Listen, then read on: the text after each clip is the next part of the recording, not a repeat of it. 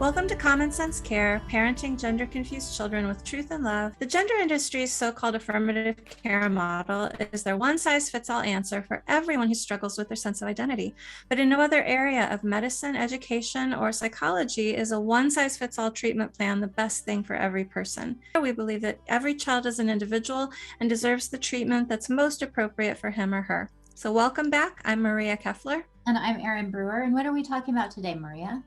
We're going to talk about whether social transition is really harmless. Okay. And I think that there's a lot we can say about this and a lot of different aspects we can cover. So we're just going to talk about what we think about that. Yeah, and this is a tough issue because I know there are a lot of people who will say, you know, we don't want medical transitioning, but if a kid wants to socially transition, we're okay with that. I think that we need to push back on that a little bit. And the reason is that essentially socially transitioning is telling a child that you're accepting that they're born in the wrong body and that there's something flawed about them, and that being the opposite sex will somehow improve their lives. And I think that's a really negative message to send to any child. Well, and we should probably talk first about what social transitioning actually is. What does it mean? Exactly. And I think it's so important to differentiate between a child who wants to be gender nonconforming versus a child who's socially transitioning. Do you want to talk about that for a sec? Sure. Yeah. I mean, we think of social transitioning as trying to pass as the opposite sex, trying to make other people think that if you're a girl, think you're actually a boy, or vice versa. And this usually revolves around a haircut, clothing styles, trying to appropriate some of those opposite sex role stereotypes. And I've heard parents address this with kids. I like what you said about there's a difference between being gender nonconforming and being socially transitioned. One parent that I know of said to her daughter, you know, there are people like Annie Lennox, the singer, and Diane Keaton, the actress, who are very gender nonconforming. They both wear very masculine, typically masculine type clothes, suits, ties, you know, haircut. Annie Lennox has very, very short cropped hair. But those women are not trying to deceive anyone. They're not trying to make anyone think that they're men. They're just women who have a particular style that tends to be masculine-ish. And so I think we would call that gender nonconforming. Or Boy George, the singer. You know, he loves to wear flamboyant, gaudy clothes and dresses and makeup and all that. And he said directly, I'm not trying to pretend I'm a woman. I'm a man. I'm always going to be a man. So that would be the difference, I think, between gender nonconforming and socially transition, and whether you're trying to deceive someone about who you really are. And I think one of the important differences is the name and pronouns. And so somebody who socially transitions will kind of insist on others outside them using different pronouns than the ones they would typically use, and often get very upset if they're not able to control that. And the other thing is the dead name, and just the you know, listen to that the dead name. That's a name that basically you're saying is that person is dead. I am a new person. Anytime we encourage a child to you know, to think of themselves as dead and recreating themselves to be a new person, that's really suggesting to them that they appropriate an unhealthy coping mechanism. And so I think that those are really important considerations, that, you know, if a kid just wants to dress differently, you know, if a girl wants a short haircut or if a boy wants long hair, that's not in any way suggesting that they're uncomfortable with who they are. But if they're insisting on others using opposite sex pronouns, and if they're calling their given birth name their dead name, that's indicative of some deep down discomfort with who they are. And encouraging them to become a different person is not an appropriate way to handle that. We've talked about that term dead name before. And one of the things kids will say is, oh, I've always been this way. I've always known I was the opposite sex. But then employing that term dead name really undercuts that argument, because they're also saying, oh, that person you knew before is dead and I'm a new person, but I'm the same person I've always been. It really doesn't make Very sense. complicated. And one of the things, I mean, this is something that's very close to home to me, because when I started first grade, I was adamant that I was a boy. I wanted the teachers to treat me like a boy. I wanted the other kids to treat me like a boy. And I feel like I was saved by teachers and other important adults in my life who refused to accept that I was a boy. They continued to enforce reality on me in a way that was very important. And I just, one of the reasons that I got involved in this is because it just fills me with horror to think about what would have happened to me if I had had other adults saying, oh, you are a boy. We're going to accept you as a boy. You're going to start using the boys' bathroom. We're going to call you by your chosen name, all these things. It really would have reinforced all the self-hatred that I had, reinforced that desire to just ditch Erin, basically kill Erin and become a different person. And we know that those are the kinds of behaviors that lead to continued mental health issues. It's never healthy to encourage a child to basically disassociate from themselves. And we wanted to talk about, there's kind of two different kinds of reasons that a child might want to socially transition. One of them is that dissociative disorder, really, where, in my case, it wasn't that I was pretending to be a boy or I was acting like a boy. It's that I had dissociated from myself and decided I was a boy. There was no pretending there. It was, in my mind, I was a boy now. And kids can do that. They have magical thinking. Yeah. And they're able to do stuff like that. They're coping mechanisms. And so if I had had people around me reinforcing that delusion that I was in fact something I wasn't, that would have been really harmful to me. So there's that, that kid who has some pretty significant mental health issues, who really needs help. And if you encourage them to disassociate and become something they're not even going to get the help they need to identify the underlying cause of that dissociation. And the other is what we talked about as LARPing, which is live action role playing. And these are kids who don't have this, deep down, gender dysphoria where they have just kind of ditched themselves and become somebody else. These are kids who are basically role playing. They've decided they want to be the opposite sex for whatever reason. And they've sort of immersed themselves in a character. I'm not sure if it's a caricature or a character. I think both words could apply. Yeah. Yeah. And they're very different. But ultimately, the harm from them is the same. If you have a kid who's dissociated and you're encouraging them to in that delusion, that's going to be dangerous. If you have a kid who's role playing, and you start treating them as if they're that role play character, that's going to end up being harmful, because the kid isn't going to really learn how to deal with life as themselves. They're going to have this alternative persona that they use to interact with other people and to navigate through life. Well, we've seen that, I think, with some other role-playing games. I know Dungeons and Dragons has always been very popular. And I remember even when I was younger, I had friends who played it. And there were some people who got so deep into those roles that they really couldn't get out of them. That was who they thought their real persona was. And I think that's one of the dangers with live action role playing. Almost everything has good sides and bad sides, right? And you can go too far one way or the other. Certainly not saying live action role playing is bad. But if you get too deep into it, too invested in the character, that you forget who you really are, that can be a problem. And I think we're seeing that happening with a lot of kids who are being sort of drawn into this via social media, via school.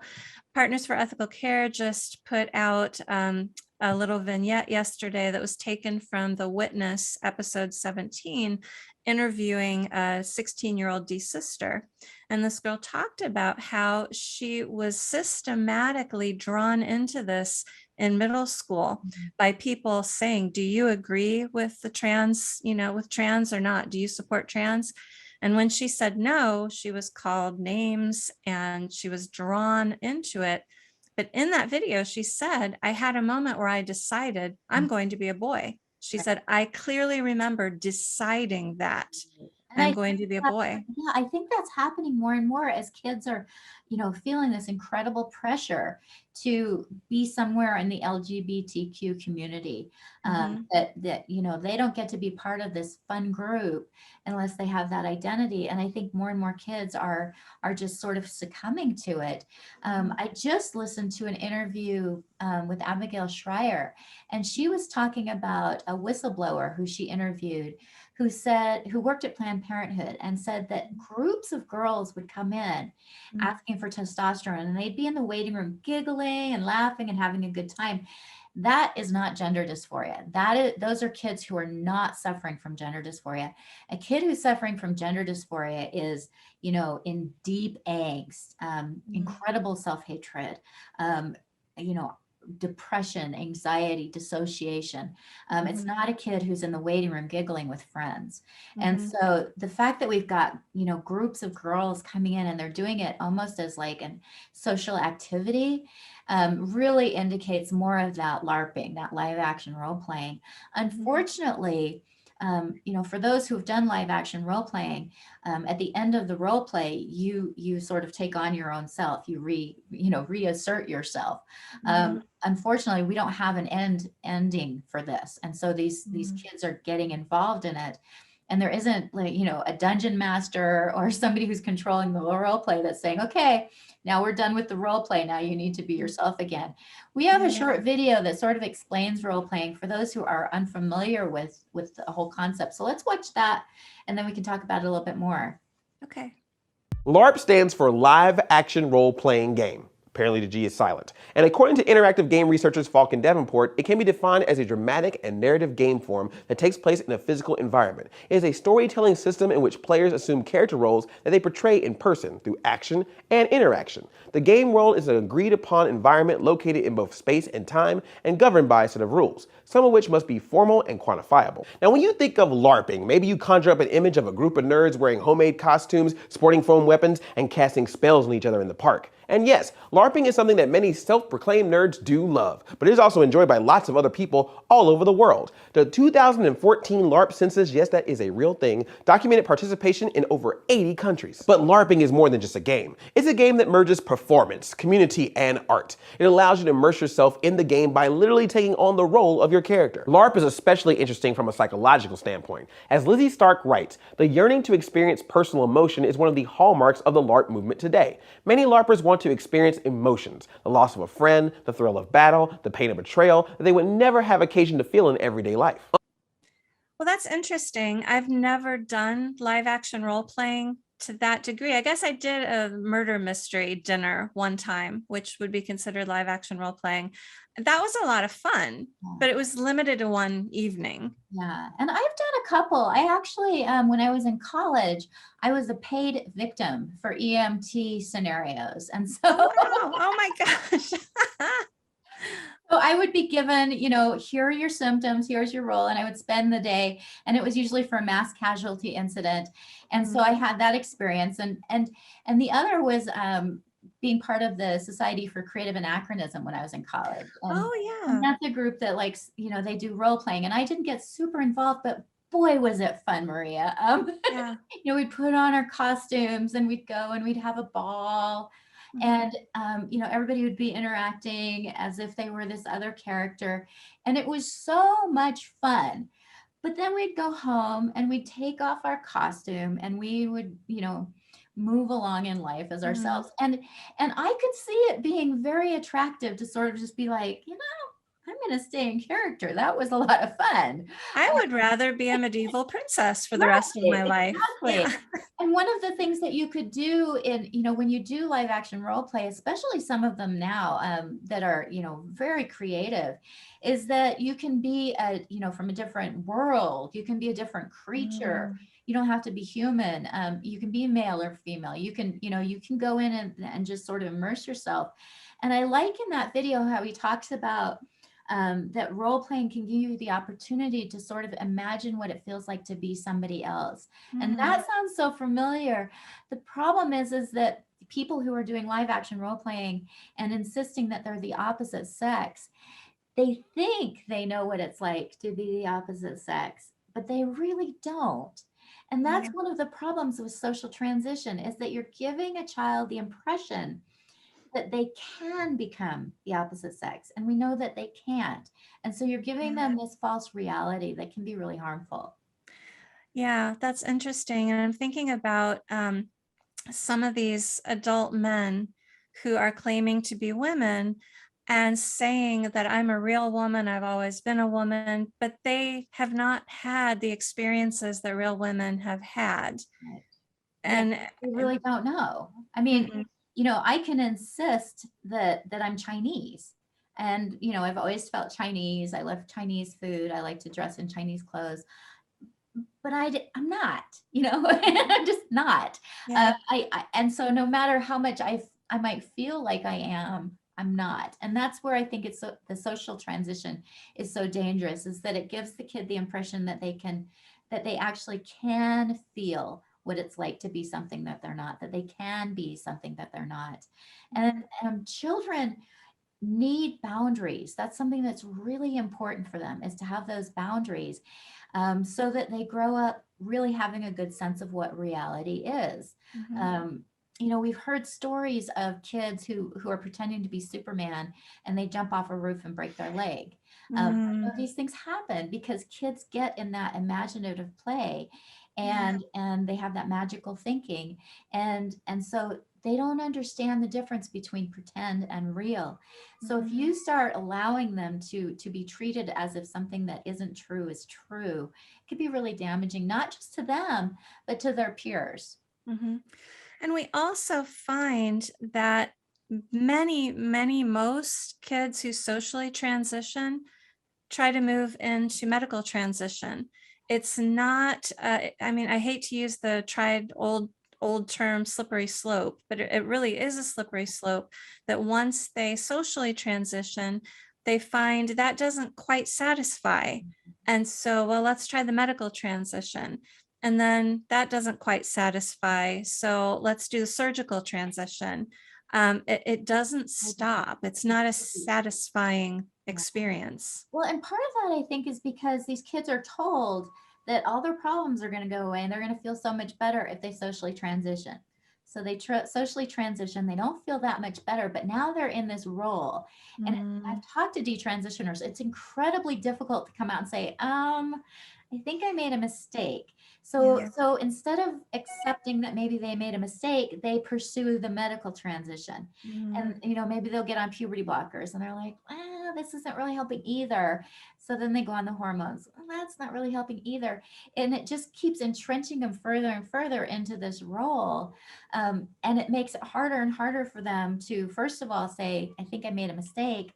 And also to look at the reasons why it was so seductive to take on that role. I just heard a term yesterday in a parenting group, which horrified me.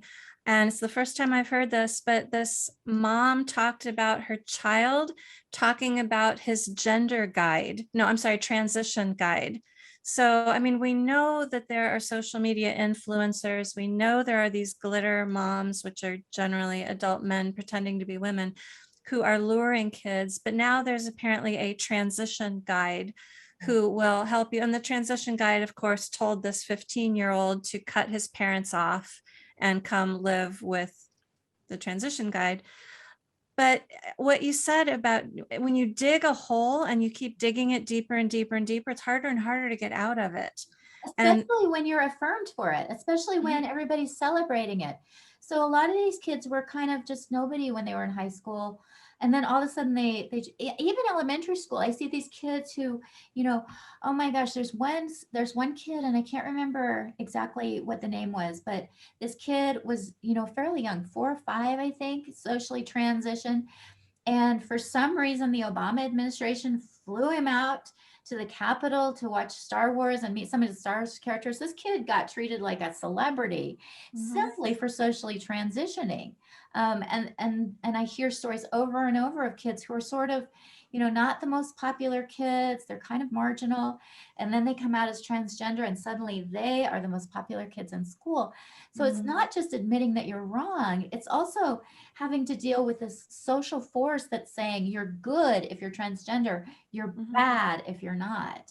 Yeah, I think we really do need to dig in on biological reality. We need to dig in on truth. And I think it was Colin Wright who said, this is reality's last stand. We cannot afford to lose our tether to reality because we're going to descend into chaos. That's a paraphrase. That's not exactly how he said it. But I think it's so true. And these kids, especially these young kids, who maybe are just role playing, because that's what small children do. That's part of being a small child. Today I'm a cowboy. Today I'm an astronaut. Today I'm a princess. And it's good to let kids explore those things and sort of humor them in it. But at the end of the day, that child needs to know, no, you're actually a 7-year-old boy. You're actually my 6-year-old daughter.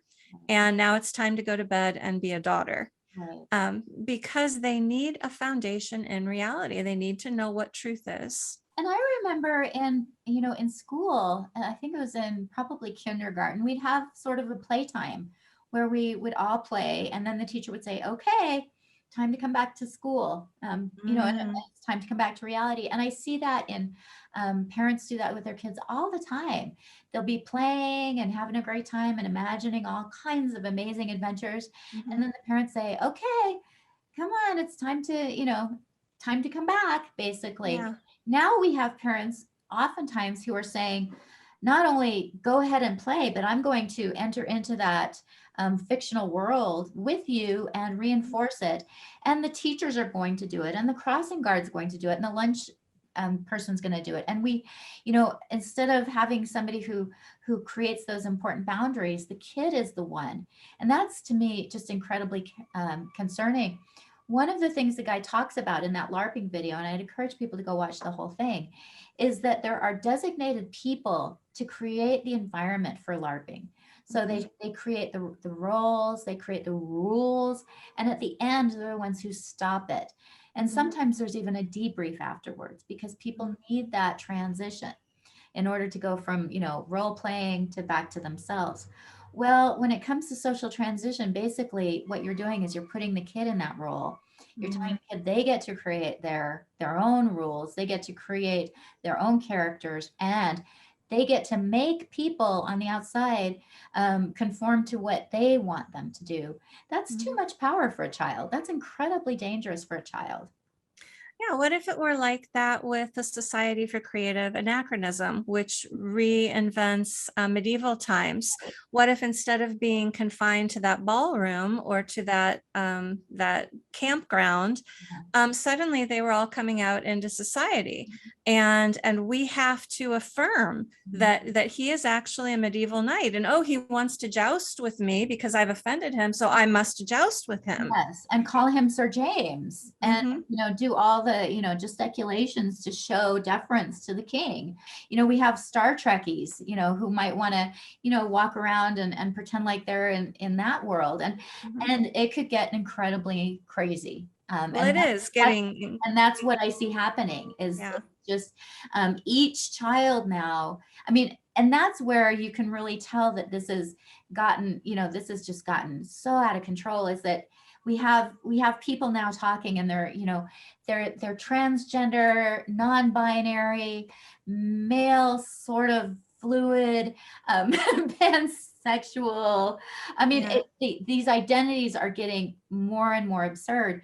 One of the things that I'm increasingly seeing among activists is a push towards accepting the concept that somebody can be more than one person. So we're, we're accepting Ah. the whole concept of dissociative identity disorder, that somebody can be more than one person at a time, and even a push by some to have separate birth certificates for each of those personas.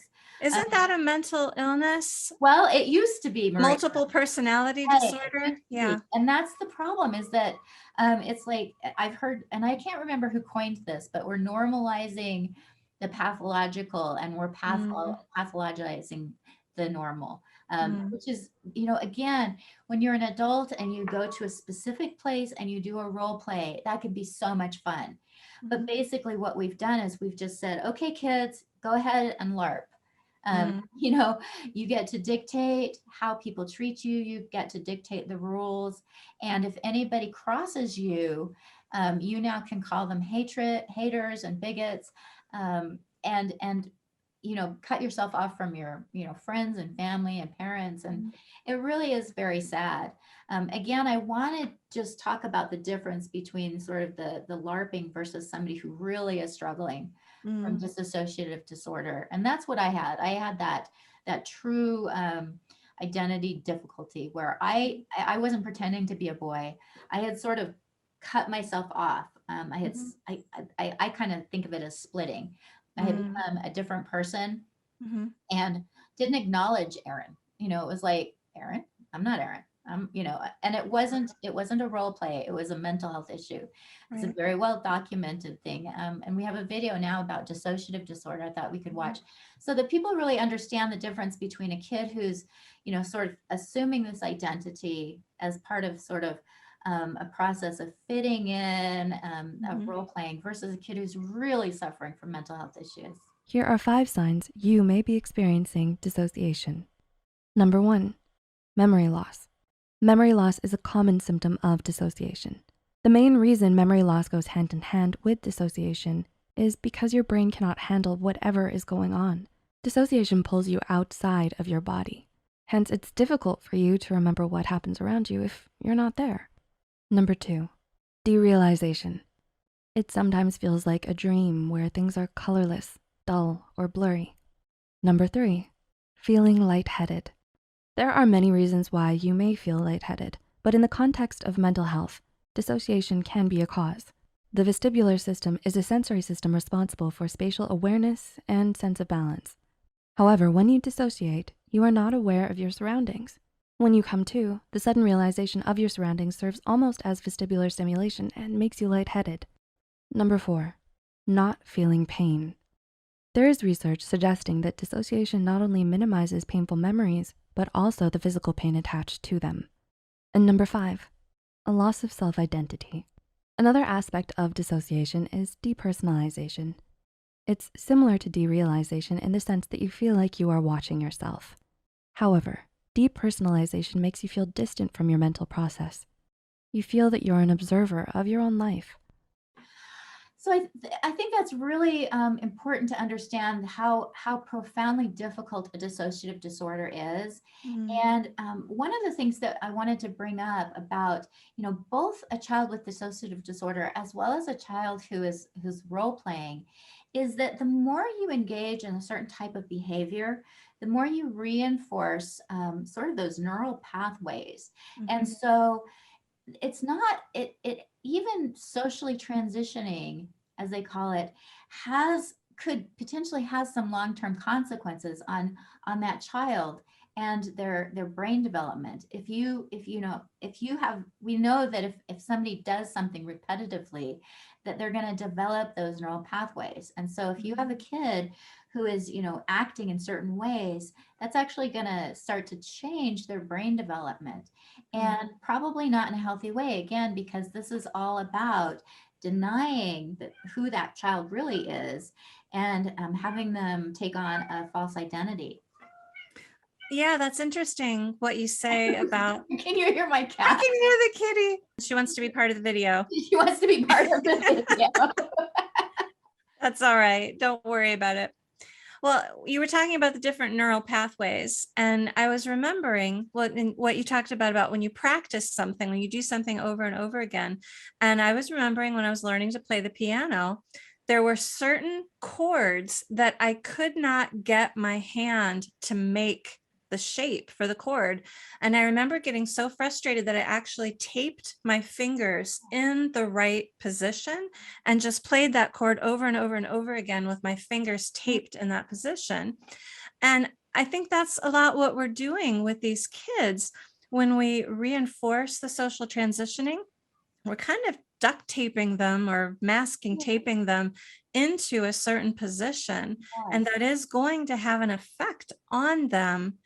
The longer they do it, probably the more powerful the effect is. Yeah, and I worry about that because we're giving them, it's problematic in a couple of ways.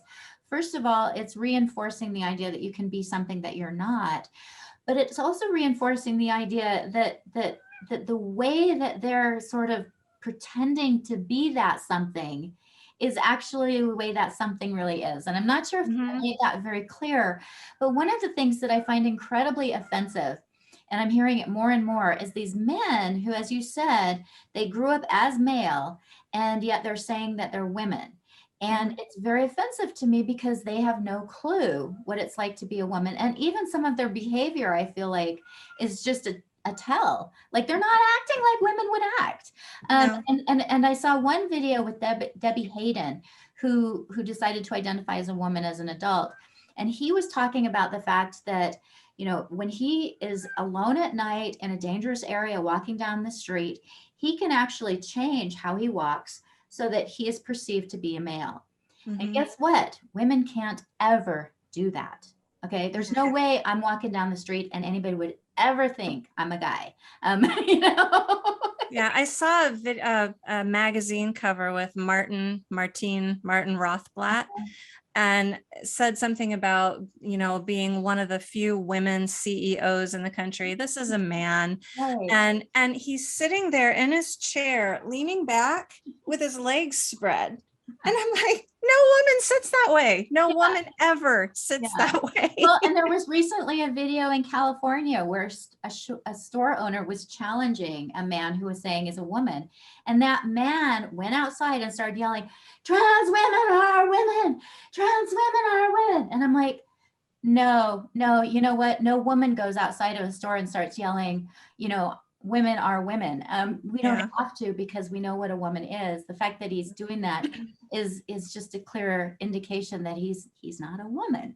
And so again, it's dangerous for the child who's being accepted socially transitioning, but it's also so dangerous for the peers because we're propagating this lie. So Maria, do we have some suggestions for parents whose kids are wanting to socially transition? I think actually a lot of the very young children, it's actually the parents who are often pushing them to socially transition. But a lot of the teenagers, especially the rapid onset gender dysphoric teenagers, they will come home one day and they will be like, I am a boy, I want to socially transition. What kind of advice do we have for parents? It's tough. It's really hard when that happens. By the time a child says, I'm transgender, I'm non-binary, or whatever, they've usually sort of have several weeks or months of planning it and kind of getting into it and getting their social structures supporting them around it. They can be very militant. I think the first thing you want to do is ask the child, hey, I need some time to think about this and learn about this. Can you be patient with me while I try to understand what's going on? And ask for a little bit of a buffer time. The child should be willing to give you that. And you can even say, I want to ask you lots of questions. I really want to understand where you're coming from. Please help me understand this. And I think that will help sort of demilitarize the child a little bit and give the child hope that the parent maybe will align with what the child wants, which is not what we encourage. But you're buying yourself some time by doing that. And then, if there's another parent in the situation, get with the other parent. You want to try to figure out what your strategy is going to be. It's best if all the adults who are around the child can kind of agree on what the strategy is going to be and set your boundaries. This is one of the things we talk about so often is figure out where your boundaries are. You may be fine with your child dressing a certain way, pick whatever clothes, pick whatever hairstyle you like, but I'm not going to call you the opposite sex pronouns. You're a boy, you were born a boy, and I'm not going to dishonor your boyness by calling you a girl. Yeah.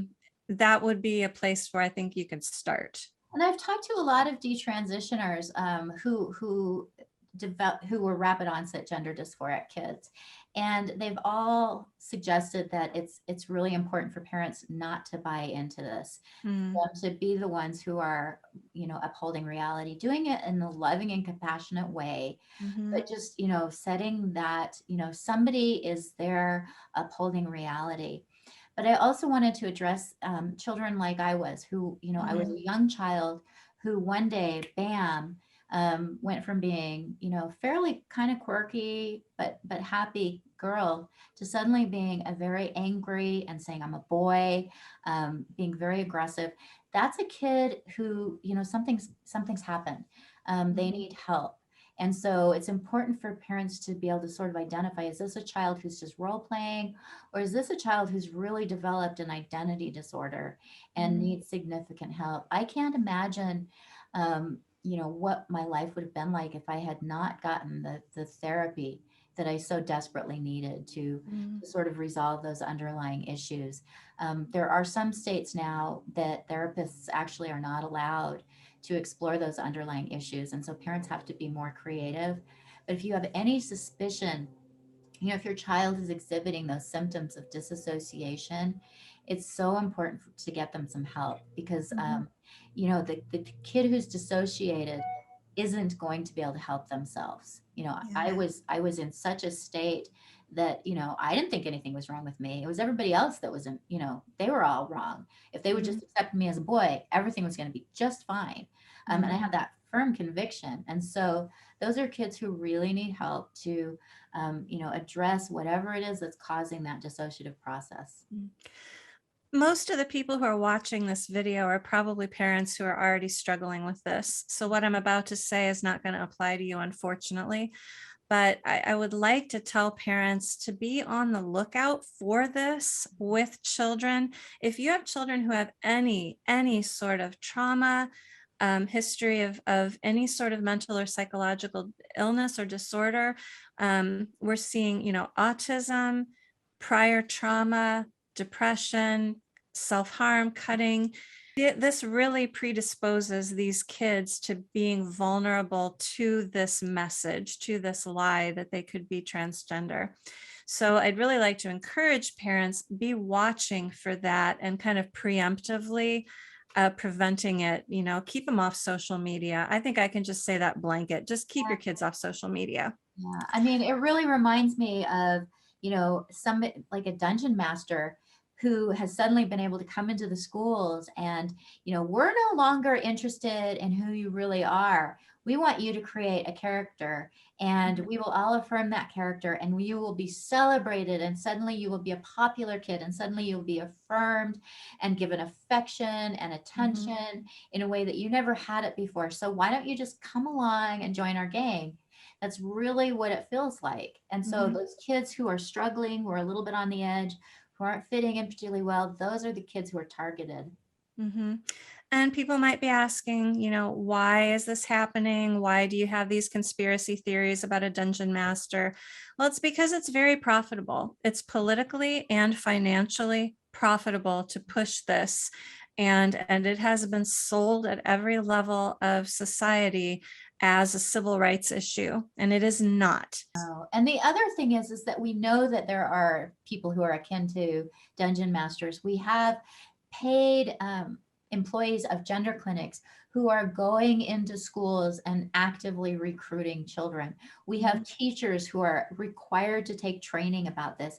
We have policies that are requiring the affirmation of kids who wanting to take on these identities. So it's not a conspiracy theory. It's right there, and anybody can go look and see it.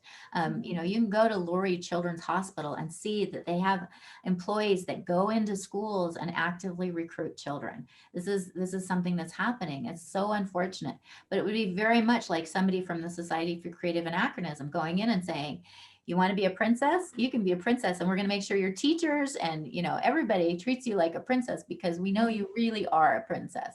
We don't allow that to happen, and we shouldn't be allowing these recruiters to come into our schools, and we shouldn't be requiring policies that demand that teachers and other adults lie to children.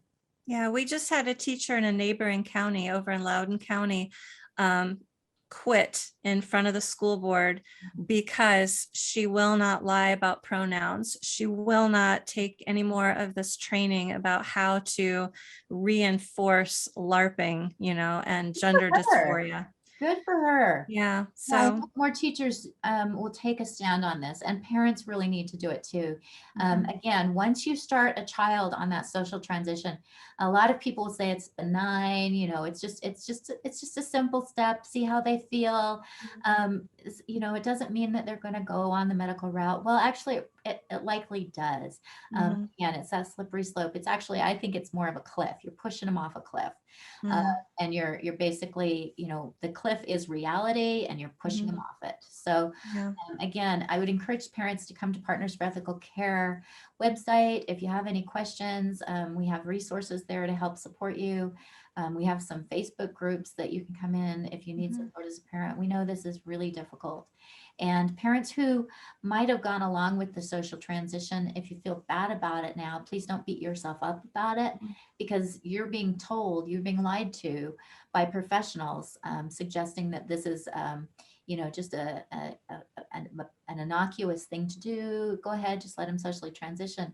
I think a lot of parents do this because they're pressured into it.